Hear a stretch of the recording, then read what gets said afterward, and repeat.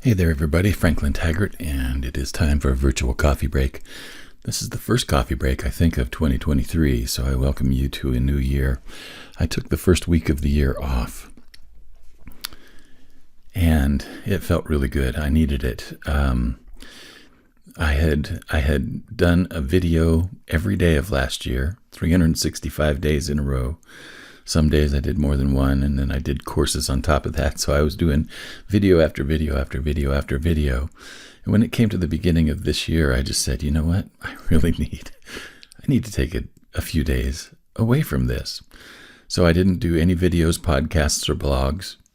And, honestly, I don't know that I was missed all that much, but that's okay. And, but I wanted to come back and talk a little bit about the flip of the year this year. Usually during the end of the year, I have a couple of rituals that I do almost every year. One of them is I update my resume on New Year's Eve. And that just entails going back and looking at the experiences that I added to the things that I can offer other people. And last year, I think the big things that came through were course creation, video editing, sales page writing. Those were a few of the things that I added to my resume last year. But in terms of the coaching that I did last year, I was introduced to some new situations that I haven't really done a lot of work with before, and those were very enriching for me. One of them being had a person who basically they had created a course, and they wanted to do the marketing for that course, but they had absolutely no marketing experience. And I've done a lot of work with people in that area before of like marketing and things like that. But this was in a field that I was not 100% familiar with. It was in mental health. And when we were starting to work through that, all of a sudden, the way that he was able to market that course had to show up differently because of his professional qualifications. So there were some challenges along with that made it very interesting to me. And then the second area that I found myself coaching in last year that was, it may have been simply because it was something that I had gone through for the previous couple of years. And that was the whole idea of exiting a creative career. There were several people this year who came to me saying, you know what, I've been doing this a long time. I am ready to retire, but I'm not quite prepared for that. What do I do? So there were a few people that came to me for that kind of work, where we were actually looking at how do you exit a long-term creative career. All of those were very interesting things. So those were added to my list of qualifications, experiences, etc. I'm still an HR nightmare, but my resume is interesting to me anyway. The second thing that I usually do at the end of the year is I take stock of what was accomplished last year, what did I learn last year. I do some inventories of things that I added and actually things that were let go of. That's always a good exercise for me. But the thing that was different this year that I haven't faced in quite a long time was that I didn't have a vision for 2023. It was not coming, and I think I mentioned that in a few of the videos. And what I wanted to talk about is that a big contributor to the reason that I didn't have much of an idea coming into this new year was that I was in a pretty depressed place emotionally. Now, depression isn't something that's new to me. It's not something that's unfamiliar at all. It's something that I've had periods of depression throughout my life, even going back into probably adolescence. I don't remember bouts of it so much in earlier childhood, but definitely in adolescence, there were times when depression was something that I lived with. And I've not ever, I have been medicated for depression before, but medication was something that I found flattened out my emotional energy so much that it was actually an unpleasant experience. So one of the things that I've looked at are ways that I can actually live with my depression in a way that doesn't take away the emotional things that I do need to feel in order to have a decent quality of life. And what that usually means for me is I just usually go through a period of introspection. I go through a period of kind of reconnecting with myself. And often what that looks like is that I just take a lot of time doing things that are really non-essential. I watched a lot of TV over the holidays. A couple of shows that I can recommend. If you have not watched Sex Education on Netflix, I want to mention that right off the bat. It was an extraordinary show, and it went on for 3 seasons. I initially got into it because Gillian Anderson was one of the stars of it, and I want to say that I just felt like that it's one of the best television programs that I've seen in years. And the cast was amazing. The themes were amazing. The stories were really well written and beautifully directed. So that was one of the shows that I binged on during the holidays. Then my son and I just finished watching one called Kaleidoscope.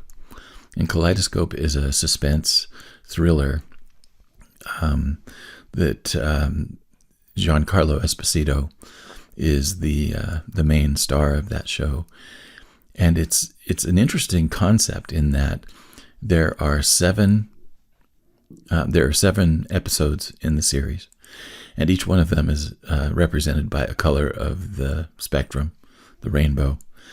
And it's not designed to be watched in any specific order, but you have to watch all 7 episodes in order to really get the whole story.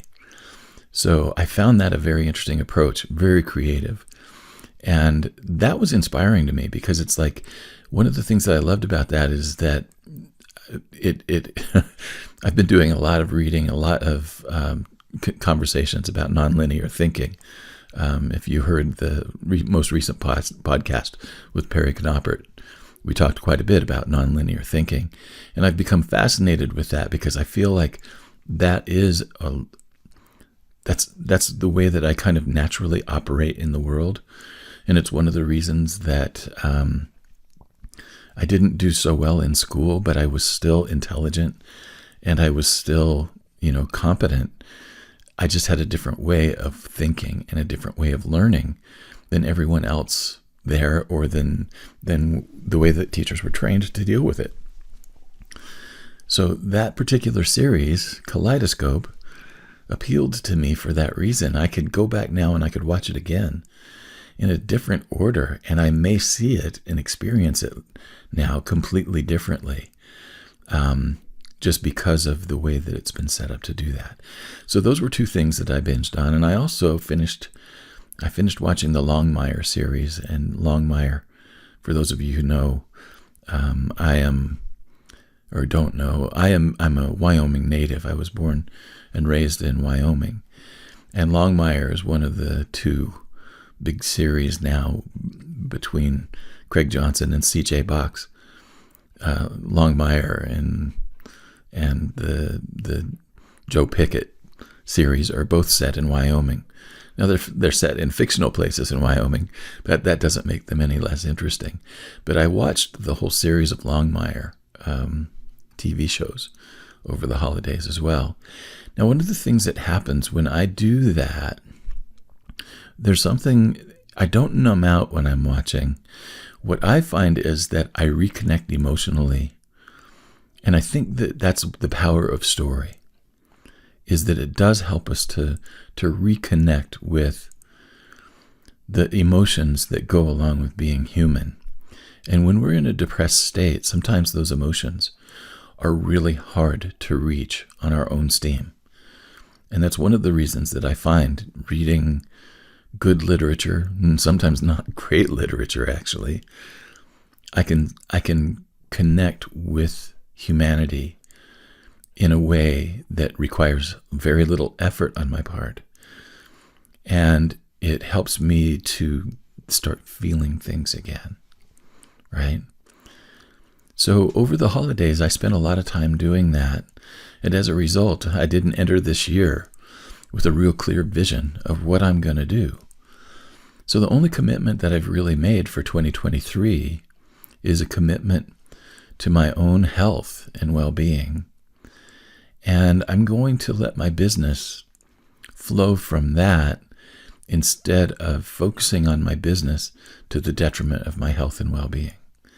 I have a tendency to do that sometimes. I get so wrapped up in what needs to be delivered or what needs to be finished, or, getting this project done or getting that thing started or whatever, that very often I'll ignore the things that I need personally. And I think my commitment this year is I want more energy. I want to have a much more rich emotional experience. I want to regain my physical health as much as I can.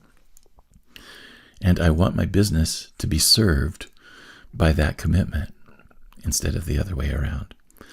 So those are the things that I'm thinking about. And one of the things that I was looking at was, it's hard to find what you're passionate about when you're in a depressed state. For people who are clinically depressed, I really feel for you, because when you've got these sing-songy people that are saying you just have to find your passion and follow it, I know how difficult that is for folks who are facing depression. And I just want you to know that in spite of the challenges that we have physically and emotionally, I think that it's important for us to, instead of thinking about passion in times like that, is to think more about how can we gently reconnect with humans and find safe places to be with other people, and find safe places where we can start to experience even glimmers of emotion again, and then let the passion take care of itself later and not worry so much about it. So happy 2023 to you all, and I'm looking forward. I wanted to let you know I have a little bit different outlook on my video creation this year. I'm not going to put a lot of pressure to myself to make videos every day, although I'm in the habit of it now, so it might be easier to do. I'm interested in experimenting with live video, and I'm not sure what that looks like yet. I had some fun with TikTok toward the end of last year, and I may end up doing some things on TikTok and YouTube Shorts and possibly Instagram Reels. I haven't decided yet what that's going to look like, but I'm going to be doing some experimenting with that. Your Own Best Company, the longer episodes will continue to come out every Friday. And if I don't get it done on Friday, I'll release it on Saturday like I did last week. My plan for the coffee breaks right now is to focus the coffee break episodes Monday through Thursday. I'm not going to make the commitment that I'm going to post one Monday through Thursday every week. I just don't want to do that this year. But I am looking at that Monday through Thursday are the days that coffee breaks are going to happen. And one of the things that I've found is that it really is important for me to have weekends. So I am not going to be doing work on Saturdays and Sundays anymore. And I'm really, actually, quite thrilled by that. So those are my thoughts for the beginning of 2023.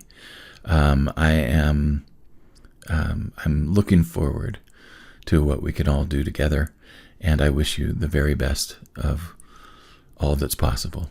So I'll talk to you soon. Thanks as always for your time and your attention. So long.